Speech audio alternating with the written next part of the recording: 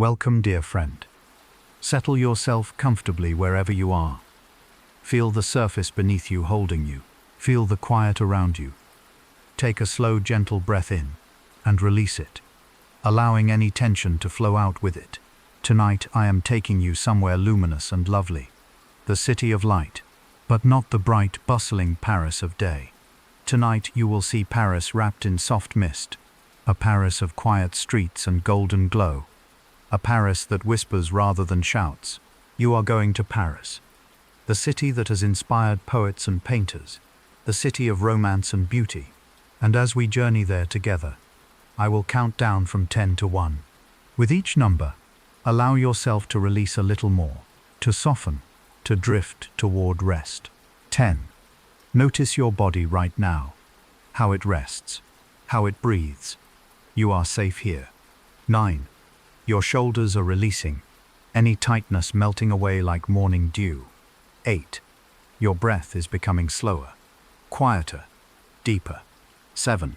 Paris is waiting for you in the mist. Elegant boulevards, golden streetlights, the soft curve of the Seine. 6. Your jaw relaxes. Your hands rest gently. 5. Thoughts come and go like clouds. Let them drift. 4. The mist of Paris is gathering around you now, soft as silk. 3. Your body knows how to rest. Trust it completely. 2. You are crossing over now, from here to there, from day to dream. 1. Let go. You are in Paris, and the night is soft and kind. You find yourself standing on the Pont des Arts, the pedestrian bridge that crosses the Seine near the Louvre. This bridge was originally built in 1804 as the first metal bridge in Paris. The current structure dates from 1984, a careful reconstruction. The bridge is famous for the love locks that visitors once attached to its railings, though they have been removed to protect the structure. Tonight, in the mist, the bridge is empty and quiet. The wooden planks beneath your feet are slightly damp. You walk slowly onto the bridge. The Seine flows beneath you, dark and steady. The mist hangs low over the water, softening everything it touches. On the right bank ahead, the Louvre Palace rises, vast and pale. The glass pyramid in the courtyard glows faintly. On the left bank behind you, the Institut de France sits with its distinctive dome barely visible through the mist. Street lamps cast pools of warm light that seem to float in the white air. You pause in the center of the bridge and look down at the water. The Seine is the heart of Paris. It flows 777 kilometers from its source in Burgundy all the way to the English Channel at Le Havre. But here, in the center of the city, it moves with quiet dignity. The mist touches your face, cool and gentle. You close your eyes for a moment and simply breathe. The air smells of river water and old stones, and the faint sweetness of early spring. You continue across the bridge and turn right, walking along the Quai François Mitterrand. The walkway follows the river, and you move slowly, your footsteps soft. To your left, the water glides past. To your right, elegant buildings rise, their facades glowing in the lamplight. This part of Paris, the banks of the Seine, was designated a UNESCO World Heritage Site in 1991. You are walking through history. As you walk, you come to another bridge. This is the Pont Neuf, the new bridge, which despite its name is actually the oldest standing bridge in Paris. It was completed in 1607 during the reign of King Henry IV. The bridge has 12 arches and is built in 2 separate spans, one to each bank, meeting at the tip of the Ile de la Cité in the middle. Tonight, the bridge's pale stone seems to glow from within, and the mist softens its ancient edges. You step onto the Pont Neuf and walk to the center where it meets the island. Below you, at the point of the Ile, you can just make out the Square du Vert Galant, a small tree-filled park at the very tip of the island. The mist hangs thick there, and the trees are ghostly shapes. This square is named after Henry IV, who was known as the Green Galant for his legendary romantic adventures. You cross onto the Ile de la Cité itself. This island is the ancient heart of Paris, where the Celtic Parisii tribe first settled more than 2,000 years ago. The Romans later established their city here, calling it Lutetia. Now you are walking on the same ground where Paris began, where history has layered itself century upon century. Ahead of you, emerging from the mist like a vision, is Notre Dame Cathedral. This Gothic masterpiece was begun in 1163 and took nearly 200 years to complete. In 2019, a devastating fire damaged the cathedral, collapsing the spire and destroying much of the roof. But after 5 years of painstaking restoration, the cathedral reopened in December 2024, and it stands before you now, reborn and magnificent. The cathedral's facade rises before you, pale stone carved with hundreds of figures, saints and prophets, angels and demons. The two square towers frame the great rose window, which would glow with colored light during the day. But now, at night, the cathedral is a study in shadow and soft gold. The flying buttresses along its sides arch out like the ribs of some great stone creature, each one precisely calculated to hold up the massive walls. You walk slowly around the cathedral, taking in its presence. The mist swirls around the buttresses and towers. You think about all this building has witnessed: coronations and revolutions, prayers and protests, fires and rebuildings. And through it all, Notre Dame has endured. You stand quietly, honoring this sacred place, honoring its survival, honoring the hands that built it, and the hands that saved it. From Notre Dame, you walk to the smaller bridge that leads from the Ile to the left bank. The Petit Pont, the small bridge, is one of the shortest bridges over the Seine. You cross it and find yourself in the Latin Quarter, the ancient neighborhood of scholars and students. The Sorbonne, one of Europe's oldest universities, has been here since 1257. The streets are narrow and winding, medieval in feel, despite the modern shops tucked into ground floors. You wander through these streets with no particular destination. The mist makes everything soft and dreamlike. You pass the Pantheon's great dome rising in the distance.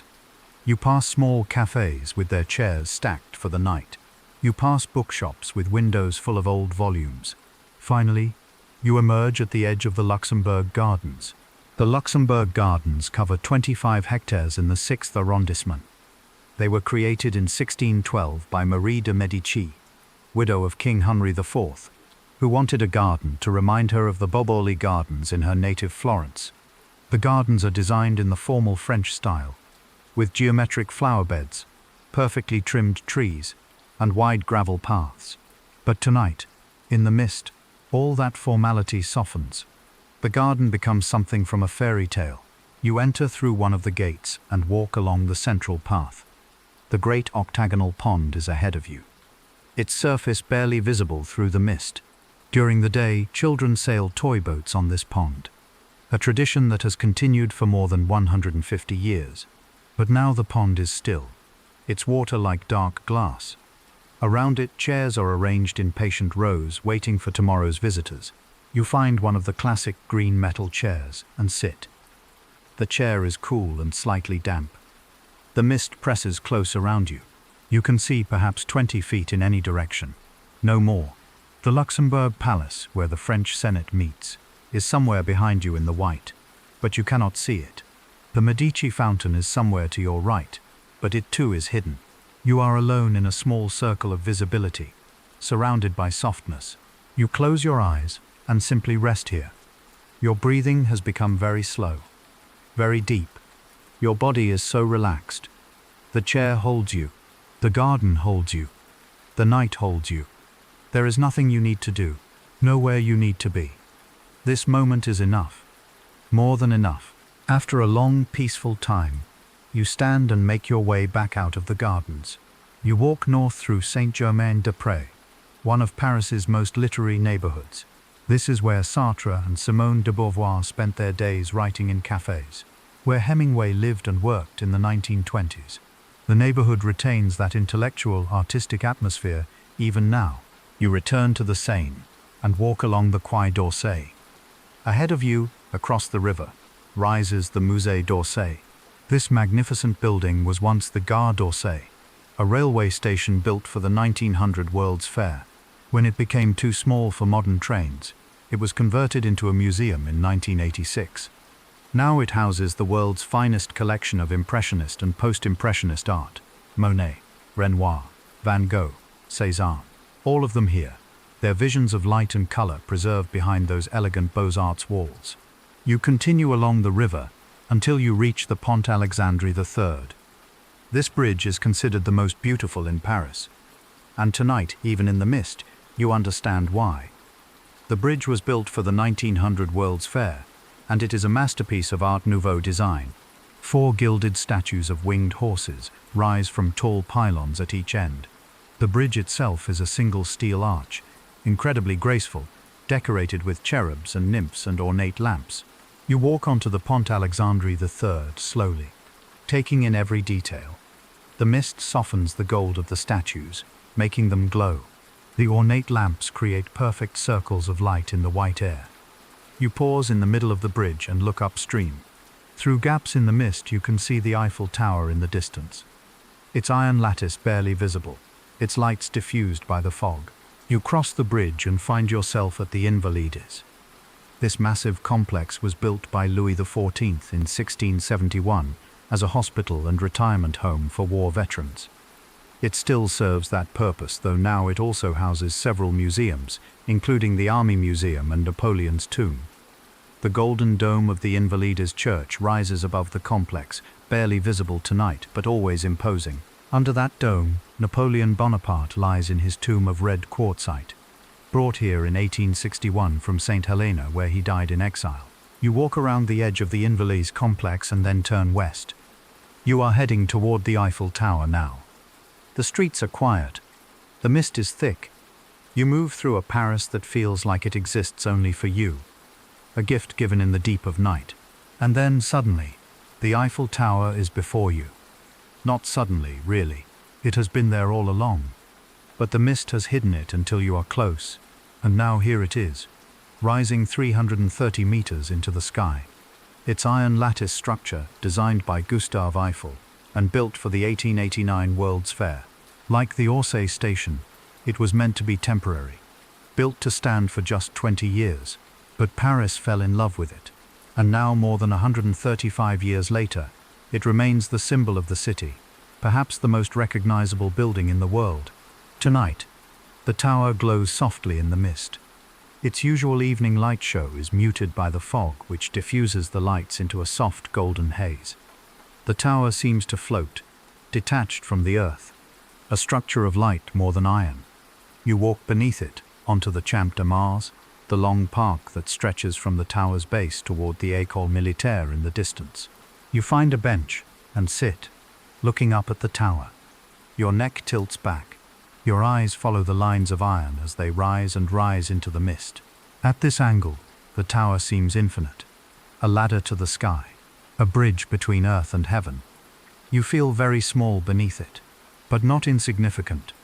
Rather, you feel connected to this moment, to this place, to the millions of people who have stood where you are standing and felt what you are feeling. Wonder, peace, belonging. Your breathing is so slow now, so quiet. Your body has released all its tension. Your mind has stopped its usual chatter. You are simply present, here, now, in this soft Paris night. The mist surrounds you like a blanket. The tower glows above you, and everything is exactly as it should be. After a long, timeless moment, you stand and begin walking again. You cross the river on the Pont d'Iéna and climb the steps to the Trocadero. This hilltop plaza offers what is usually the best view of the Eiffel Tower in Paris. But tonight, the mist obscures much. Still, from here, the tower seems even more magnificent. Floating in white, its lights like a beacon, from the Trocadero. You make your way to the Arc de Triomphe. This massive monument stands at the center of the Place de l'Étoile, where 12 grand avenues radiate outward like the points of a star. The arc was commissioned by Napoleon in 1806, after his victory at Austerlitz, designed to honor the French army. It took 30 years to complete, and Napoleon himself never saw it finished. But it stands now, 50 meters high, carved with the names of battles and generals, with an eternal flame burning at its base for the unknown soldier.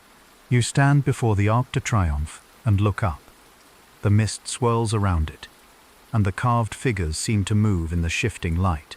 You think about all the history this monument represents. Victory and loss, glory and grief. The complex, difficult, beautiful story of a nation.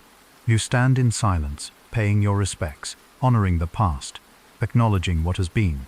From the Arc, you walk down the Champs-Élysées, perhaps the most famous avenue in the world. 2 kilometers of grand buildings and shops and cafes, stretching from the Arc de Triomphe to the Place de la Concorde. During the day, this avenue is crowded with tourists and Parisians alike. But now, at this deep hour of night, it is yours alone.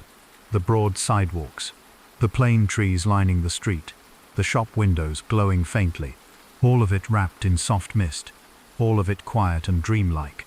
You walk slowly, savoring the avenue. Your footsteps echo softly. The mist moves around you in slow currents. You pass the Grand Palais, with its enormous glass roof. You pass the Petit Palais, across the street. Both were built for the 1900 World's Fair, that same fair that gave Paris the Pont Alexandre III and the first metro line and so many other treasures. You reach the Place de la Concorde, the largest square in Paris. In the center stands the Luxor obelisk, a 3,300-year-old monument from Egypt, given to France in 1829. It rises 23 meters into the mist, covered in hieroglyphics that tell stories older than Paris itself. Around the obelisk, 2 fountains flow quietly. Beyond them, barely visible, are the 8 statues representing French cities. The whole square is vast and elegant, and tonight utterly peaceful. You cross the Place de la Concorde and enter the Tuileries garden. These gardens stretch from the Place de la Concorde to the Louvre, covering 25 parts. They were created in 1564 by Catherine de' Medici, and redesigned in the 17th century by André Lenault, the same landscape architect who designed the gardens at Versailles. The Tuileries are formal and geometric, a perfect example of the French garden style. You walk along the central path. On either side, perfectly trimmed hedges and flower beds disappear into the mist. Statues stand in patient rows, barely visible. The 2 large ponds, the Grand Bassin, are somewhere to your left and right, but you cannot see them. You can only sense them, dark and still in the white night. You come to a bench beside the path and sit. The mist is very thick here, held by the trees and hedges. You are in a cocoon of white, completely isolated, completely at peace. Your body has never been more relaxed. Your breath is barely perceptible.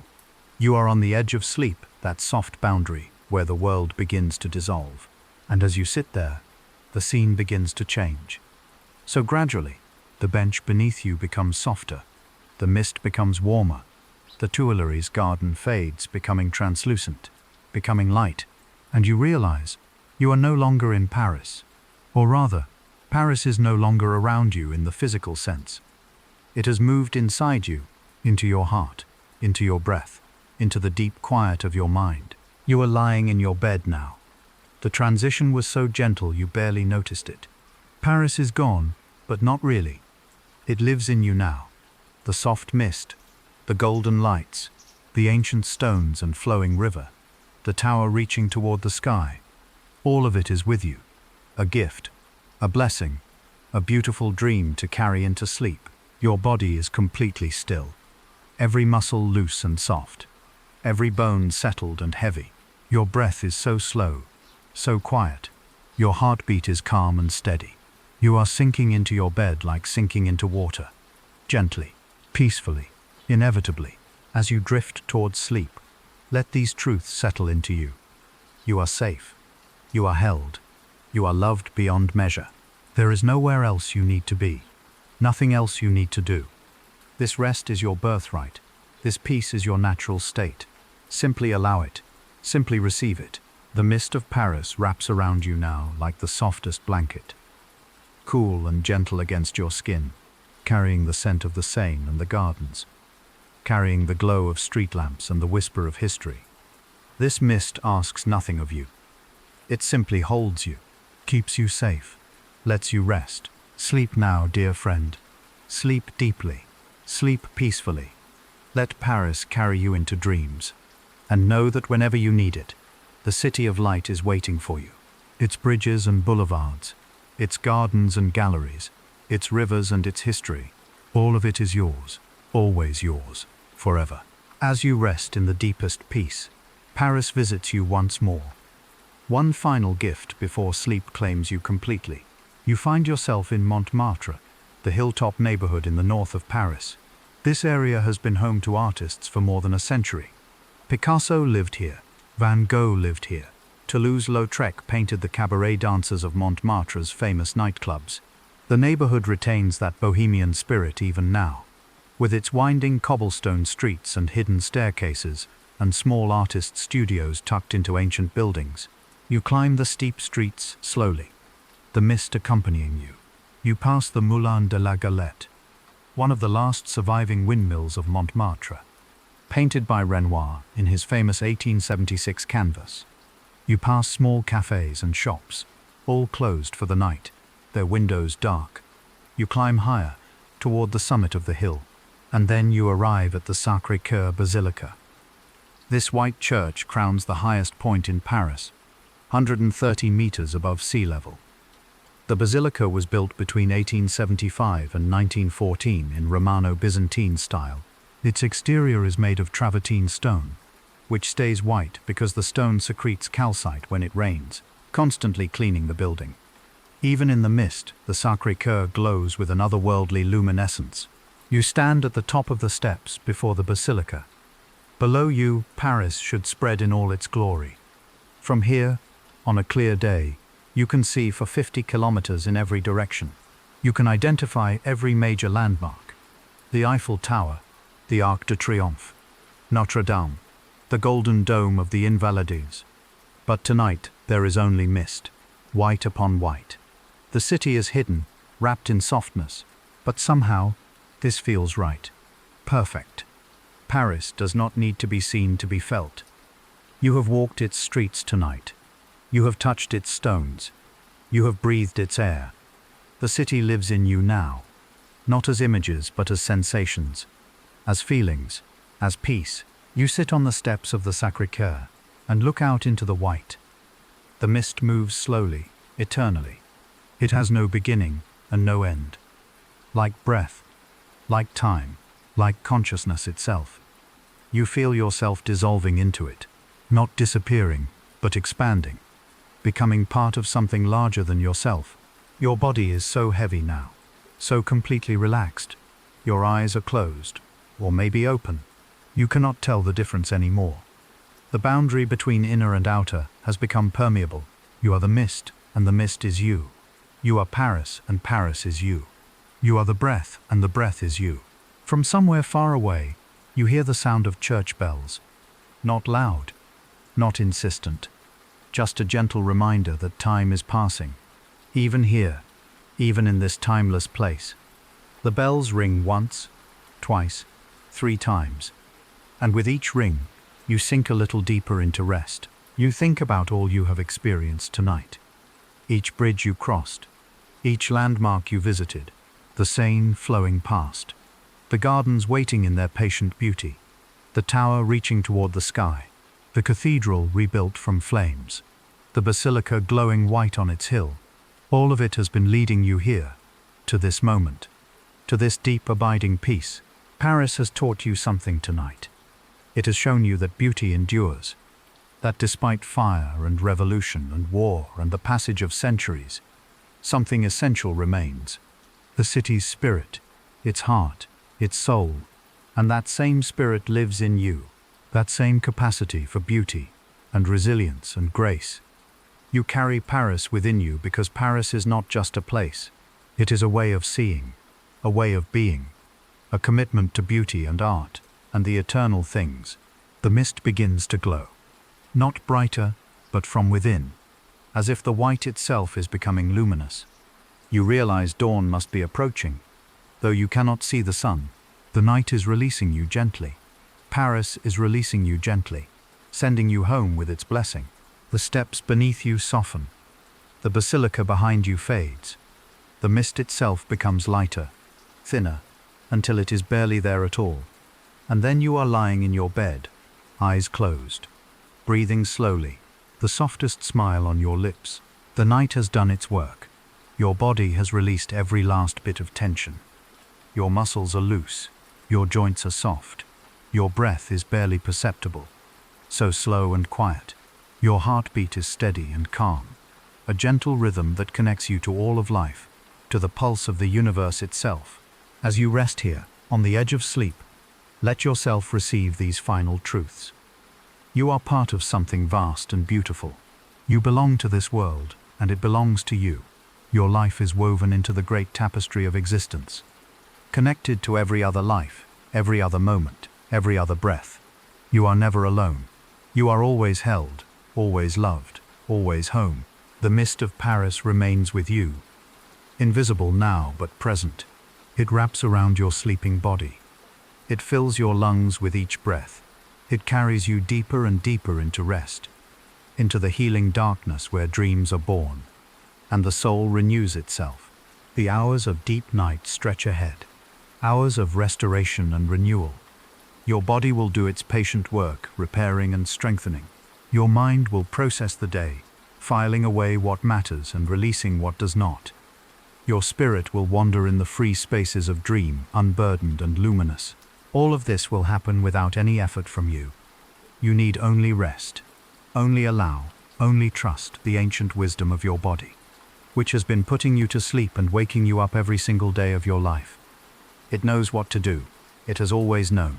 And when morning comes, when the light finds its way through your window, when it is time to rise, you will wake gently, naturally, feeling rested and renewed. And somewhere in your heart, you will carry a memory of tonight, of soft mist and golden light, of bridges and gardens and the eternal Seine, of Paris, the city of light, the city that lives forever in those who have loved it.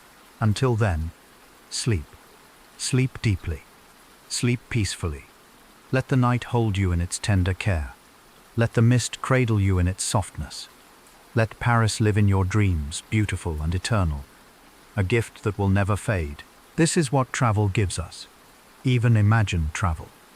Not just memories of places, but something deeper, a sense of connection, an expansion of who we are.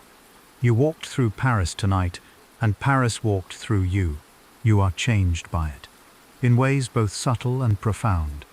Carry this with you, into sleep, into tomorrow, into all your days ahead. The world is vast and beautiful, and full of wonders. Paris is one of them, but so are you. You are a wonder, a miracle, a unique and precious expression of life itself. Never forget this, never doubt it.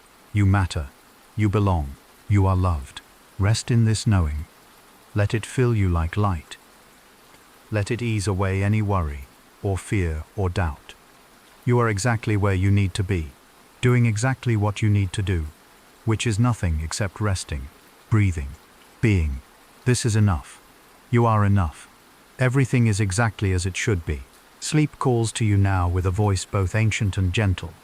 It has been calling since the moment you lay down, but now you can finally hear it clearly. It speaks without words, this voice. It speaks in the language of the body, in the slowing of breath and the cooling of skin and the gradual release of consciousness into the dark. You answer that call now, not by doing anything, but by ceasing to do, by letting go of the last threads that connect you to waking, by surrendering to the gentle pull of sleep. It is like slipping into water, like sinking into clouds, like dissolving into light. Easy, natural, inevitable. And as you cross that threshold, as you move from wake to sleep, Paris comes with you, not the physical city, but its essence, its beauty, its grace, its timeless spirit. These things cannot be left behind. They are part of you now, woven into your very being. They will color your dreams tonight and influence your waking life tomorrow. Sleep deepens. The world recedes. There is only the vast healing darkness, only the perfect stillness, only the peace that lives beneath all things, the peace that was there before you were born and will be there after you are gone, the peace that is your true nature and your eternal home. Rest here, in this peace, for as long as you need. The night is generous. It will hold you for hours, and when you wake, you will be restored, renewed, ready to meet the gift of another day with open hands and grateful heart. But that is still to come. For now, there is only this. Only sleep. Only the soft mist of Paris wrapping around you. Only the gentle rhythm of breath. Only the steady beat of your heart. Only peace. Only rest. Only love. May your sleep be deep and dreamless, or filled with beautiful dreams. May you wake feeling whole and refreshed. May you carry the light of Paris with you always.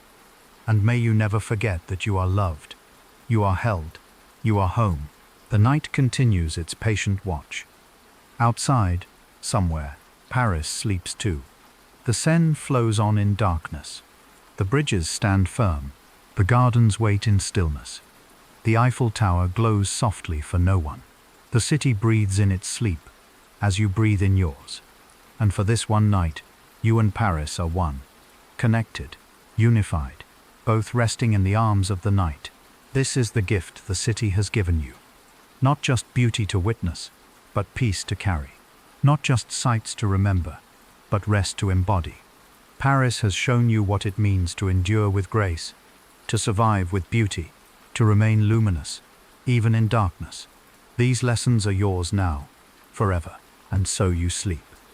Deeply, completely, held by the night, blessed by the city, carried by the soft mist that never really lifts, that remains with you always, invisible but present, a reminder that there is beauty in softness, strength in gentleness, and profound power in rest.